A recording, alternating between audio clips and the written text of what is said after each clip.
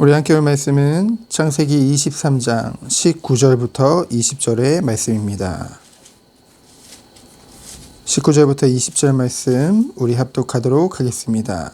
그 후에 아브라함이 그 아내 사라를 가나안 땅 마므레 앞 막벨라 밭굴에 장사하였더라. 마므레는 곧 헤브론이라. 이와 같이 그 밭과 거기에 속한 굴이 해쪽 속으로부터 아브라함이 매장할 소유지로 확정되었더라. 아멘. 어제 수요 예배도 그렇고 오늘 이 새벽 제단도 하나님의 은혜 없이는 이곳에 나올 수 없는 것이죠. 하나님이 은혜 안에서 우리들을 부르신 것입니다. 우리가 살고 있는 이 세상에서는 많은 생각과 계산과 목표를 세울 수밖에 없죠. 그리고 그것을 진행할 수밖에 없는 그런 세상을 우리는 살고 있습니다. 하지만 하나님의 은혜 안에 있는 우리들은 어떻게 인도받아야 될까요? 똑같이 계산하고 목표를 세우고 그리고 그 목표를 향해 열심으로 진행해야 될까요? 짧지만은 이제 1년간 지난 개척을 하고 지금껏 인도하신 하나님, 그리고 저의 삶과 과거의 모든 일들을 생각해 볼 때, 하나님께서 모든 것을 인도하셨는데요. 그것에 대한 결론이 뭐냐? 바로 여호와 이레라는 거죠. 나의 목표, 나의 계산이 아니라 하나님이 준비하셨고, 하나님이 응답하셨고, 하나님이 인도하셨고, 하나님이 모든 문을 열어주셨음을 고백할 수밖에 없습니다. 그래서 결론은 하나님께서 모든 것을 다 하셨구나. 그것을 보게 되어지죠. 오늘 사라가 막벨라 굴에 장사되었습니다. 20절에 보니까 다시 한번 그 밭과 그 굴이 아브라함의 소유지로 확정된 것을 강조하고 있죠. 왜 강조했을까요? 영적인 의미가 있습니다.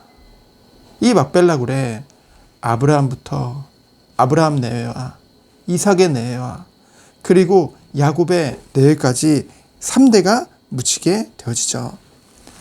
하나님이 약속하신 그 약속의 땅에, 하나님이 기업으로 주신 이 땅에 이제 묻히게 되어진 것입니다. 근데 중요한 것은 우리의 기준으로 생각을 하면은 굉장히 작은 땅을 아브라함이 소유하게 된 거거든요. 여러분들은 이것을 어떻게 생각하시나요? 히브리서 11장 16절에 보면은 이 히브리서 기자가 어떠한 고백을 하고 있습니까? 그들이 이제는 더 나은 본향을 사모하니 곧 하늘에 있는 것이라. 이러므로 하나님이 그들의 하나님이라 일컬음을 받으심을 부끄러워하지 아니하시고 그들을 위하여 한 성을 예비하셨느니라.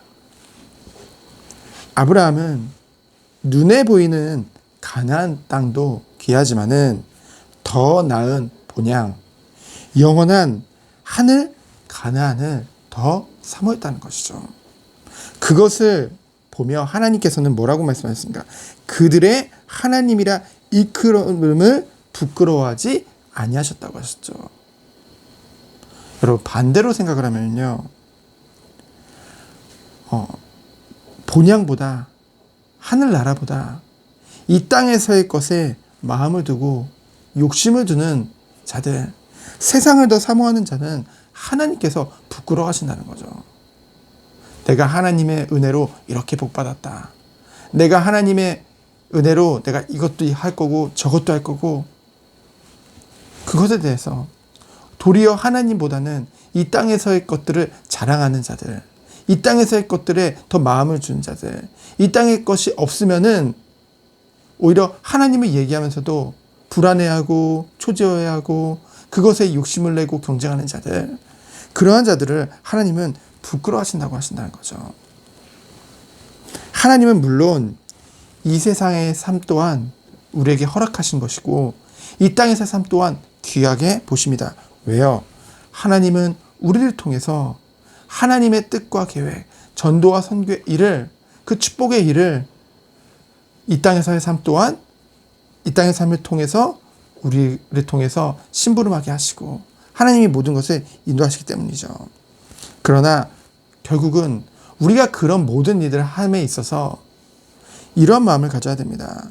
구원받은 하나님 자녀는 정말로 영원한 천국 소망을 가지고 영생을 사모하며 살아가는 거죠. 이 땅에서 삶은 나그네 인생입니다. 우리는 이 강단 말씀의 제목을 기억해야 돼요. 이 땅에서의 삶은 나그네 인생입니다. 이 땅이 그렇다고 허무하고 염세주의로 가라는 것이 아니죠. 한 번뿐인 인생, 정말 우리가 눈에 보이는 것에 미련을 두고 영원하지 않는 것에 욕심을 내고 그것에 나의 가치를 두고 이 땅에서 삶이 조금 부족하면 내가 가치 없고 조금 많으면 내가 좀 가치 있고 이 땅의 기준에 따라 사는 것이 아니라는 거죠.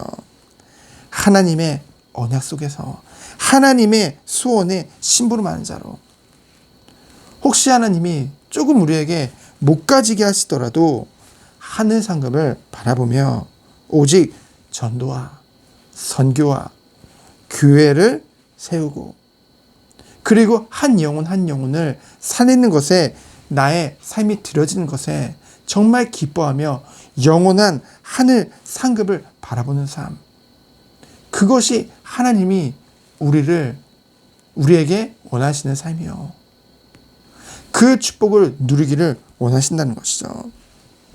그래도 우리들은 눈에 보이는 그리고 없어질 것들에 내 모든 것을 다 드리는 것이 아니라 영원히 기억될 일에 나의 모든 것을 드리는 삶, 주님이 원하시는 길을 가기를 예수 그리스도로 축원드립니다. 그래서 이 새벽에도 정말 우리가 어제 수요 예배 때 같이 본 그 기도의 4가지 축복을 누리는 거죠. 첫 번째로 하나님과의 깊은 교제 속으로 들어가는 것입니다. 그러면서 무엇입니까? 간구죠. 특별히 어려운 가운데 있는 자들, 그런 특별한 상황 속에 있는 자들을 위해서 우리가 특별히 기도해 주는 거죠. 야고보서 5장 16절에 보면은 의인의 간구는 역사하는 힘이 강하다고 했습니다. 모든 것을 돌이키고 모든 것을 바꿀 수 있는 그 힘이 있다니까요. 의인의 간구에는요. 그러면서 무엇입니까? 도구입니다. 바로 중보기도죠. 우리가 정말로 잠깐만 생각해보면 우리가 기도할 영혼들이 얼마나 많습니까? 기도하는 거예요.